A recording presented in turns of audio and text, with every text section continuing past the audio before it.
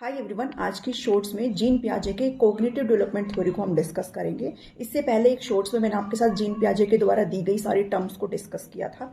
अभी आज इस वीडियो में जो 4 स्टेज इनके द्वारा दी गई है वो डिस्कस होगी। साथ में क्रिटिसाइज क्यों किया जाता है इस थ्योरी को वो मैं आपके साथ डिस्कस करूंगी। तो 4 स्टेज जो इन्होंने दी थी उसमें सबसे पहले नंबर की स्टेज आती है सेंसरी मोटर स्टेज, दूसरे नंबर की स्टेज आती है pre operational stage, third number की स्टेज होती है concrete operational stage and fourth one is formal operation stage. Start करेंगे हम सेंसरी मोटर स्टेज से। इस स्टेज के अंदर बच्चा जो है वो अपने रिफ्लेक्स से काम करता है। बच्चा बेसिकली ज़्यादा चीज़ें जानता नहीं है, उसको इतना लैंग्वेज का भी नहीं पता रहता है, तो उसमें वो सिर्फ रो करके अपनी चीज़ों को कहीं ना कहीं करने की कोशिश करता है। अगर उसको भूख लगी है, उसको अगर सुसुपोटी आई है, तो वो सिर्फ रो करके अपनी चीज़ों को बताता है, तो अपने रिफ्लेक्स से काम करता है।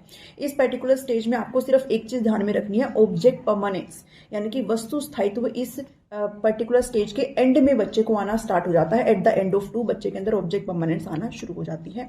तो ये मोस्ट कॉमन क्वेश्चन है और बहुत ज़्यादा पूछा जाने वाला है कि ऑब्जेक्ट परमानेंस आपका कब आता है।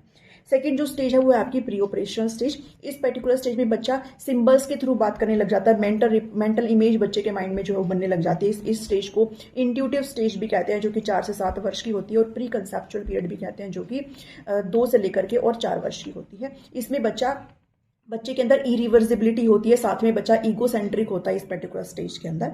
अगर बात करें हम कंक्रीट ऑपरेशन स्टेज की, तो इसमें बच्चा लॉजिकली थिंक करने लग जाता है, बट एब्स्ट्रैक्ट रूप से थिंक नहीं करता। मैं फिर से बताऊंगी, लॉजिकली थिंक कर पाता है बट एब्स्ट्रैक्ट रूप से थिंक नहीं करता। अगर बात एब्स्ट्रैक्ट की आ जाएगी तो फिर वो फॉर्मल ऑपरेशन स्टेज में चला जाएगा। कंक्रीट में बच्चा लॉजिकली थिंक कर पाता है, बट मतलब वैसे नॉर्मल थिंक कर पाता है। इसमें बच्चा इंडक्टिव थिंकिंग करता है। साथ में एक इंपॉर्टेंट टर्म आता है, दैट इज कंजर्वेशन।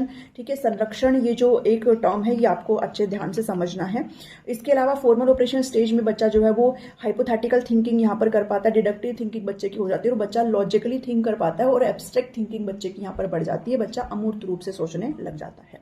इस पर्टिकुलर स्टेज के अंदर जो इसको क्यों क्रिटिसाइज किया गया था इस थ्योरी को, तो सबसे पहला रीजन तो यही है कि इन्होंने अपने खुद के बच्चों पर एक्सपेरिमेंट किया था, इसलिए इनको क्रिटिसाइज किया गया कि आपने खुद के बच्चों पर एक्सपेरिमेंट करते हुए इस थ्योरी को दिया है। सेकंड वन इज, इस थ्योरी के अंदर इन्होंने लैंग्वेज पर इतना फोकस नहीं दिया, साथ ही कल्चर को कोई भी इंपॉर्टेंस नहीं दी, सोशल इंटरेक्शन की इन्होंने कोई भी बात नहीं करी। साथ में इस थ्योरी को इन्होंने सिर्फ एडोलेसेंस स्टेज तक बताया है, इसको थ्रू आउट द लाइफ इस थ्योरी के बारे में बात नहीं करी, मतलब पूरे जीवन काल के लिए इस थ्योरी को यहाँ पर नहीं बताया गया है। सो ये रीजन रहे हैं इस थ्योरी को क्रिटिसाइज करने के लिए। इसके अलावा एक चीज और आप यहाँ पर ध्यान में रखेंगे कि जो सेंसरी मोटर स्टेज है इसके भी 6 सब टाइप्स है। तो नेक्स्ट शॉर्ट्स में आपके साथ मैं वो 6 सब टाइप्स डिस्कस करूंगी, बिकॉज एक बार एस्टेट में आपसे क्वेश्चन पूछा गया है। Thank you.